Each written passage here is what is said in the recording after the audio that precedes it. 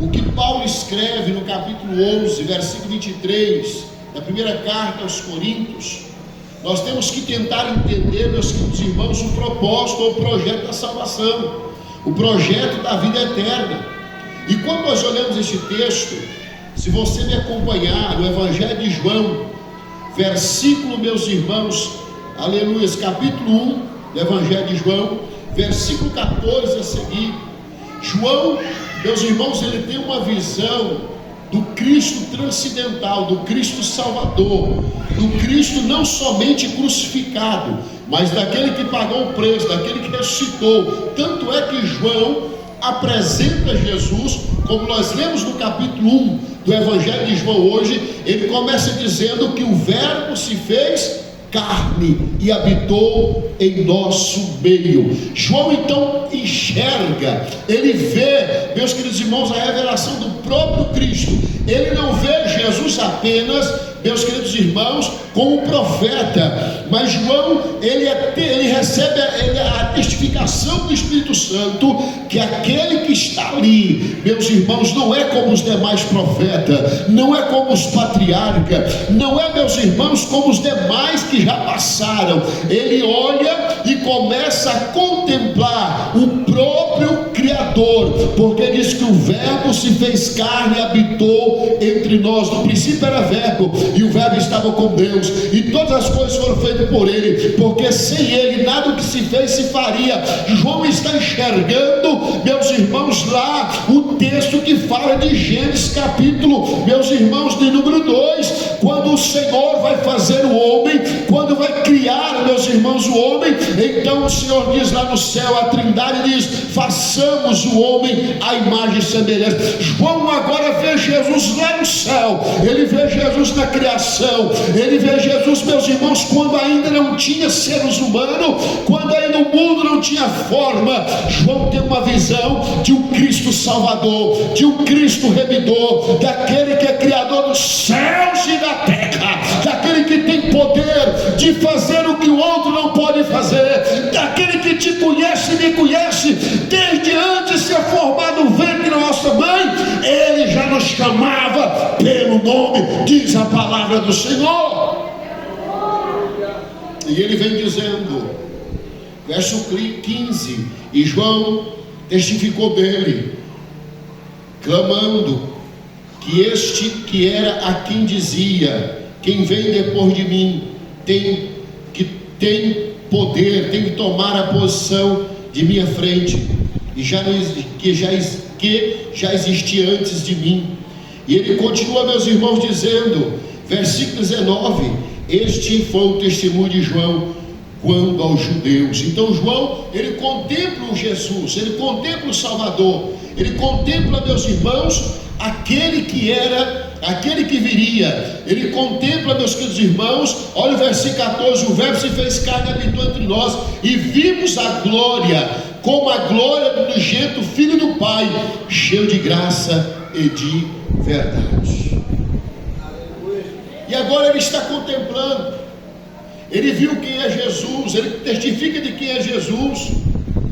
Quando nós olhamos, bem rápido por causa do horário, quando nós olhamos para Atos dos Apóstolos, meus queridos irmãos, a qual Paulo escreve no capítulo 11, se nós lermos todo o capítulo 11, não só do versículo 23 a seguir, nós vamos ver que Paulo estava trabalhando a questão da igreja. A igreja de Atos dos Apóstolos era uma igreja, meus irmãos, que estava precisando de ser doutrinada, uma igreja que estava precisando de aprender, uma igreja que estava nascendo. Então Paulo começa a ensinar aquele povo, Paulo começa a falar das maravilhas do Senhor, e ele chega em uma situação, meus queridos irmãos, que aquela igreja estava, porque aquela igreja de Corinto, ela estava tendo uma visão carnal, uma visão, meus irmãos, apenas linear do que estava acontecendo, porque eles achavam que a ceia, que o pedaço de pão, que o suco de uva era uma coisa simples, era simples, era apenas um pão, era apenas um pedaço de pão ali, era apenas um suco de uva. Tanto é que, se você ler os versículos anteriores ao 23, você vai ver que Paulo fala assim: olha, quem tem fome come em casa, Paulo estava dizendo para aquele povo: o que nós estamos fazendo aqui não é uma coisa normal. O que nós estamos fazendo aqui não é a ceia da noite, depois que você janta, antes de dormir, que você come um pedaço de pão e bebe um copinho de leite e vai dormir. Aqui, meus queridos irmãos, Paulo estava dizendo: a mesa do Senhor, a ceia do Senhor é algo divino. Quando nós estamos perante a ceia do Senhor, nós estamos, meus irmãos, relembrando o propósito da salvação, porque cada coisa desta mesa tem um significado. Esses dias eu estava ouvindo um pastor, ele é político. Eu já ouvi muitas mensagens dele. Tem uma mensagem dele muito bonita que fala sobre Asaf, muito abençoada. Hoje ele é um bom político. Eu não acho que ele é um bom pastor, mas um bom político ele é. Aí esse pastor, em um podcast, esse pastor vira e fala pro moço ali, entrevistador daquele debate, dizendo: olha, a ceia não é como nós pensávamos que era. Esse pastor foi assembleano quase a vida toda. Ele pregou nos maiores congressos da Assembleia de Deus no Brasil, até em Camboriú, todos os anos ele prega em Camboriú. Olha o que ele diz: a ceia é algo comemorativo. Sabe o que ele estava dizendo? Ele começou a dizer: nós mistificamos a ceia. A ceia pode qualquer um participar, porque ela é para trazer comunhão do pecador para com Cristo. Ei, comunhão do pecador com Cristo é arrepender dos seus pecados e dar a presença de Deus e ser lavado no sangue de Jesus, meus irmãos. E naquela hora eu vi aquilo, eu me entristeci. Eu falei: meu Deus, a igreja do Senhor está mudando os princípios, está mudando, meus irmãos, a palavra.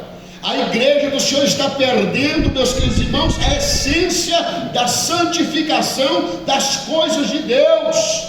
Estão vivendo um momento, meus irmãos, que há uma banalização das coisas de Deus. Já percebeu? Não, irmão, você pode fazer isso, fazer aquilo, você pode cantar, você pode pregar.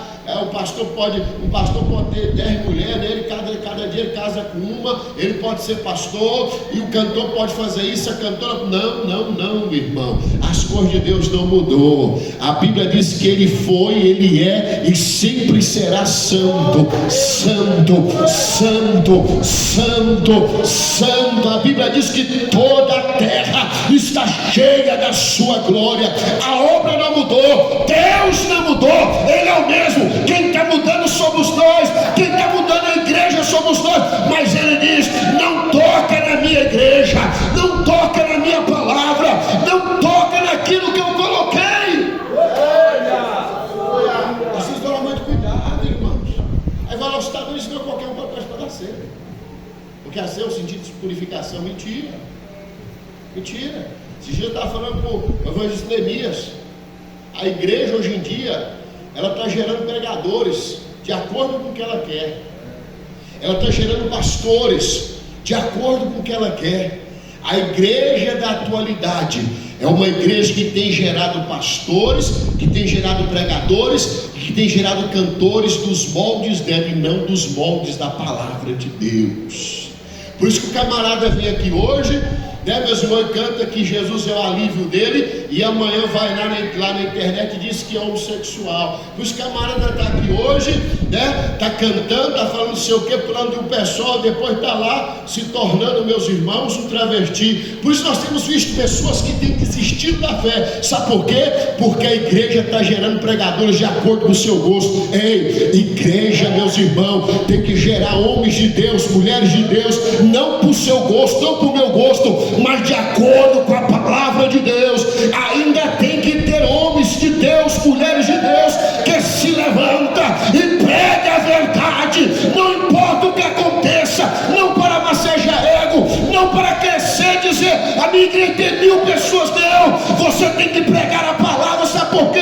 Porque Deus prestará. Nós temos que prestar conta perante Deus daquilo que nós estamos falando.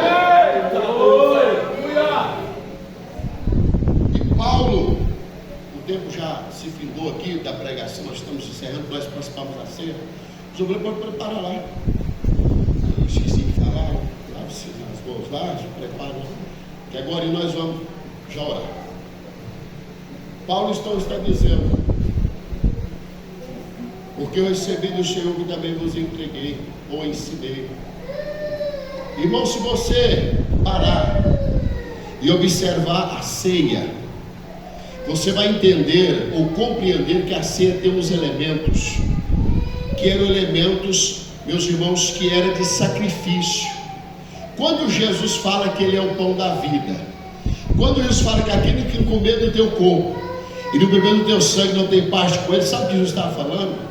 Que na época, meus irmãos, na época da lei, ali, meus irmãos, havia um rito, que a pessoa trazia o cordeiro, e aquele cordeiro era sacrificado, o sangue era aspergido, a carne daquele cordeiro era assada, oferecida a Deus sacrifício, e parte era para o sacerdote se alimentar, e havia também os pães asmos, que faziam parte, meus irmãos, daquele ritual de sacrifício.